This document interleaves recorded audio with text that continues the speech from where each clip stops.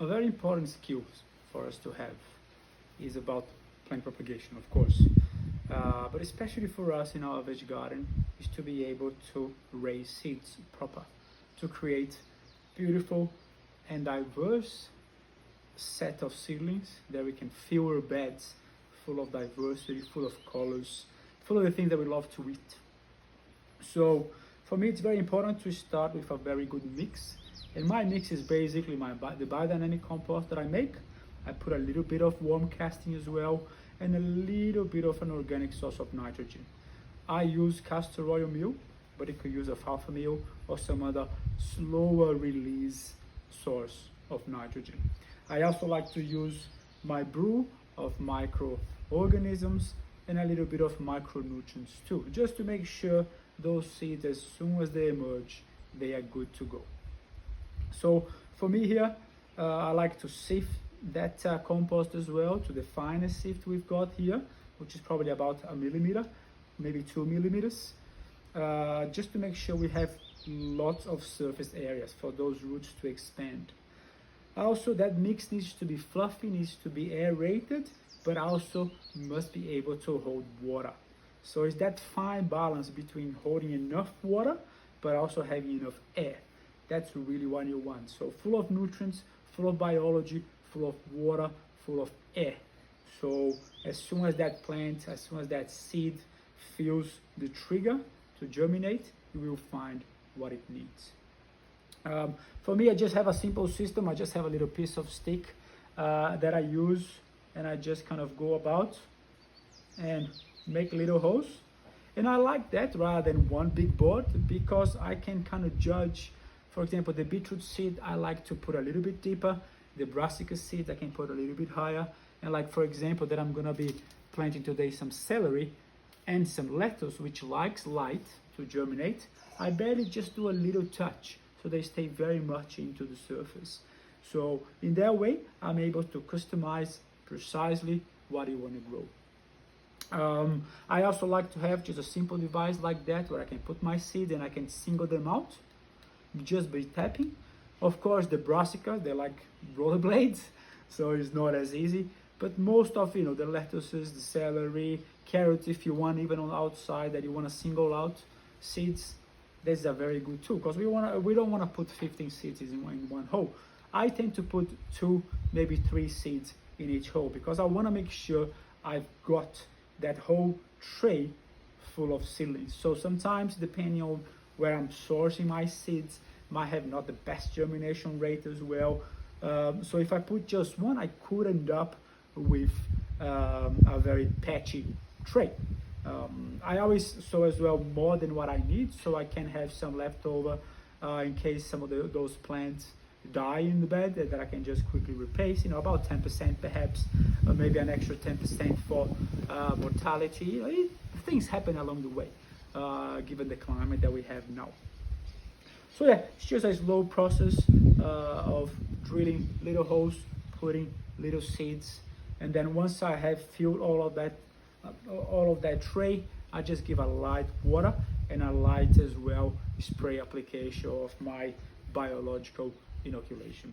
So it's all good to go, and then I keep it warm, usually between 20-25 degrees Celsius in the room just behind you there, with plenty of light as well, and just really paying attention on that watering, really coming and checking 2, 3, 4 times a day and topping up that water, because it cannot dry out. If we trigger that seed to germinate and it's going to put that first little radical out, if it can't reach moisture within, I don't know how long time or how far it goes, it will just cark it. And once it's carked, that's it, it's game over. So that water management is very important, but it cannot be soggy, because if it comes out and it can't breathe, similar deal. It is a fine balance. But the more we get better at that, then we can also escalate into propagating our own tree seedlings as well for our agroforestry system, which is very important. Because imagine that we might be putting 10, 15, 20, maybe even 30 plants per square meter. So we can use all strategies, because not every plant is going to work with seeds. I know seeds is the best, it's great, but not everything works from seed in an efficient manner. So being able to bring lots of seedlings we are ahead of the game, especially in people that are in climates that are not so forgiving perhaps as my climate. You know, the ones that have very narrow, very small growing seasons. If you can bring a seedling that it's already a month, 2 months, 3 months, 4 months into our agroforestry systems, off we go. We have a much better chance of making life explode, but then holding on to life when the seasons are not so favorable, too dry, too wet, too windy, too whatever else we find out there. Right, so let's just get into it, and let's make sure we do it proper, we do it carefully, because this is my future self. This is what I'm gonna be eating in 2 months, 3 months, 4 months time. So do it calmly. It's also a great activity to do when it's raining. As you can see, I can't really go out there. So trying to match all of those variables. And today it's also a root day, meaning that the moon is in a constellation of Earth, a sign that is an Earth sign. So I like to do that. I have a diversity of plants here. For example, I've got beetroot as a root. I got lettuce and basil as leaves. I've got capsicum as a fruit, and I've got brassicas here with broccoli and cauliflower as a flower. So I've got all of those plants coming together. How do I pick when to sow? On a root day, because for me, all of those plants require a very strong root, a very good association with the soil. Because we gotta remember that the root of the plant is their sense organ. It's like a human being upside down.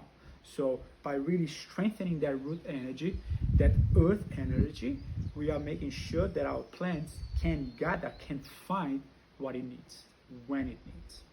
So let's do it consciously, slowly, and calmly. So now that I've prepared my tray to receive the seeds, so I have different depth and shapes for my seeds. One thing that I've started to play with is with mycorrhiza inoculation. So I just put a little bit of mycorrhiza inoculum into all of my little holes. Again, just trying to give one little extra boost for my seedlings, little bit of extra help for them to develop well. Now my tray is ready to receive my seeds. And the beauty of doing our own seedlings is that we can have a whole diversity of seeds to play with. So in this one tray, I'm having 3 types of broccoli, I'm having 2 types of cauliflower, I've got a cabbage, I've got 8 types of eggplants, celery, kale, 3 types of beetroot, 2 yellows and 1 red, 2 types of lettuces. So in one little tray, I can really play and be creative and see what happens and explore the varieties of food that we have in our world. Because at the moment at the supermarket, I can have 1 type of beetroot, 1 type of carrot, 1 type of broccoli. It's just so boring. Life is so rich. So that's a very important advantage for us that are doing small scale, are doing subsistence, and want to really feed ourselves with a diversity of minerals, a diversity of colors, a diversity of shapes. To me, that's what life is made of. Diversity, color, smells, sensations, and all that beauty that you can see behind me too.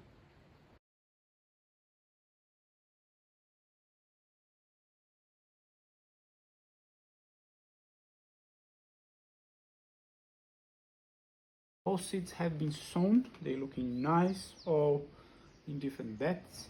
So now all I want to do is just a light cover. I just bring a little bit more of my seedling mix, and I just start in a corner, and I just move around just slightly. It's really just a little bit. Being careful, especially for the ones that we didn't go so deep, not to carry them along. Just a very gentle movement. And as we do that, we just cover them up. And because it's nice and fluffy as well, as we water, things will just settle nicely. And we should end up with a tiny little bit of gap between the level of the soil and the tray. So whenever we water it, that water kind of puddles up a bit and goes down rather than run away. So that's an important step. Not to press it too much, not to beat on it too much. You know, the idea is to keep that sweet spot between aeration but also water holding capacity. And if we can just have a little, so I leave it pretty flat at level, and then with a little bit of water, it's just gonna settle just enough so the water puddles and goes down. But in saying that as well, this mixture is so fluffy and aerated that even if I didn't have that little 1 millimeter or so gap, I will still be able to water it well, as long as I don't pour water over it. If I just gentle water it, then you'll definitely go down. Alright, just finishing that off, taking all that excess that there is no need, again just gently.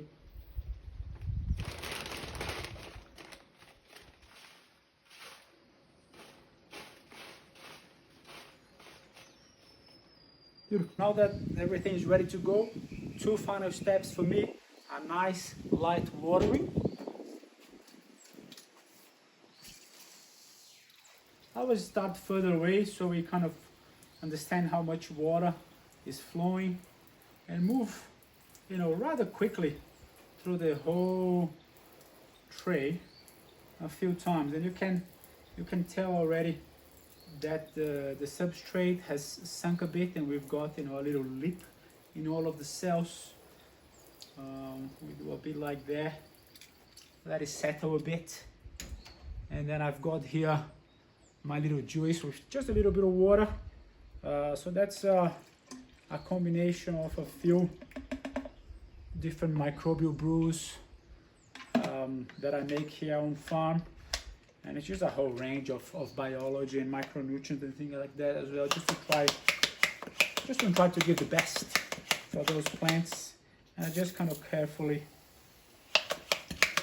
give every cell a nice little soaking as well, so whenever that seed comes up, it knows it's gonna have a good time. Doesn't need to have a lot. I mean, biology, as we know, has, you know, millions of them in a teaspoon. So I'm not watering with that, I'm just inoculating, and then I'll just give another little light watering after that, just to make sure that that inoculation goes through. And it's simple as that, and quite an enjoyable process as well. I mean, it takes a little while, of course. Everything that we do well take a little while, but it's very much worthwhile.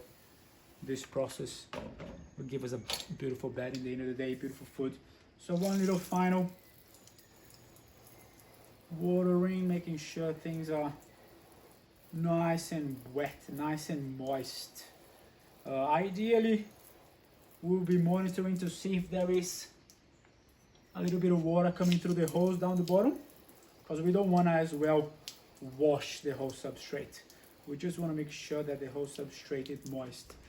But I don't like to stay too long, because, you know, end of the day now, I put her in this warm room just behind you there, and tomorrow morning I might just give another little wet, and off we go. In 4 or 5 days, we should have lots of little things popping up. If in 7 days or 10 days nothing's coming up, then something's going on. We might sow another tray, we might try different things, may put in a warmer, may put in a colder, may put in a darker. We try to play around the house and see the best spot for the seeds to grow. Once they germinate, I put it out here, they get some morning sun, but about 10 o'clock it kind of stops. In that first kind of week or two, I might put it over there, and after the second week, then I put it over there where it probably gets sun, you know, direct sunshine to about 1 o'clock, 2 o'clock, well, weather permitting. And in about 4 weeks, it's ready to put it in bed. Right, hope you like that. You know, this is a process that I go through on my Syntropic Vegetable Production course in quite in detail. You know, to me, it's the best way to get into syntropic agroforestry, is to actually start with vegetables, because everybody can do it. We can even do, you know, this could be literally 10 cells, and we put in a square meter if we wanna. It's so nice. It takes little time, it takes little room as well, and it's a very beautiful experience to go through and grow on our own food, even if it's just a little bit of basil, a little bit of rocket, a little bit of parsley in the windowsill. If everybody goes through that, we start to understand life processes a lot better. Also, remember that rats would love to eat those seeds. So for us here that live in a kind of a wide space, every night we actually bring it inside the house and it sleeps inside beside the cat. Hope you enjoyed it.